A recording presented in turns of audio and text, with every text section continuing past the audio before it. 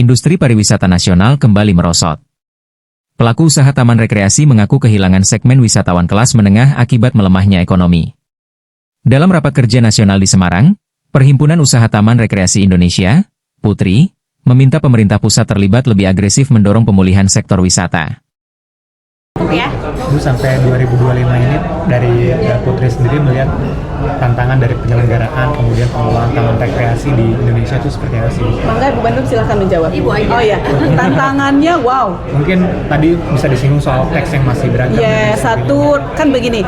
Sekarang ini kan ekonomi lagi tidak baik-baik saja. Menengah ke atas oke. Tapi menengah ke bawah oke. Middle class ini yang hilang kan at the moment. Jadi middle class hilang ini sehingga kami kehilangan market karena kalau middle tengah ini yang wisatanya di lokal. Helmi meminta pemerintah pusat, termasuk kementerian terkait dan BUMN, lebih masif mempromosikan destinasi wisata Indonesia dan memberikan relaksasi pajak. Harga tiket pesawat domestik yang dinilai lebih mahal dibanding rute luar negeri turut menjadi keluhan. Ingin mengajak Kementerian Pariwisata untuk mempromosikan Indonesia di Indonesia saja dengan tadi relaksasi teks misalkan contohnya ya kan, lalu dengan BUMN pesawatnya dimurahin dong seperti itu. Jadi memang nggak bisa berjalan sendiri, makanya kami mengundang dari BUMN dan dari Kemendagri itu sehingga pariwisata itu tidak bisa hanya satu kementerian. It's all about tourism.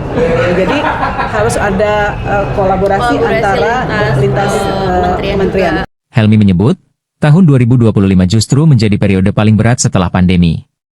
Industri rekreasi sempat tumbuh pada 2023, namun kembali terpuruk sepanjang 2024 hingga 2025.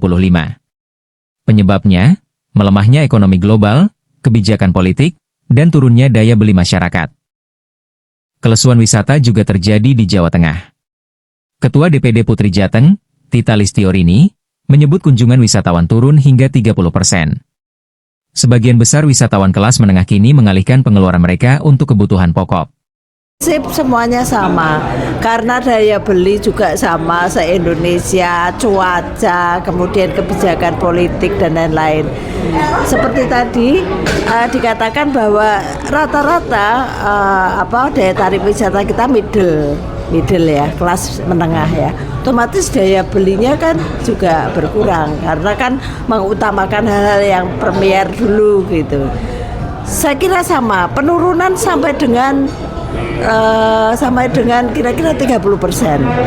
Pembatasan kunjungan wisata pelajar dari Jawa Barat ikut memperparah kondisi, terutama di wilayah Purbalingga, Banyumas, dan Banjarnegara yang selama ini mengandalkan wisata edukasi.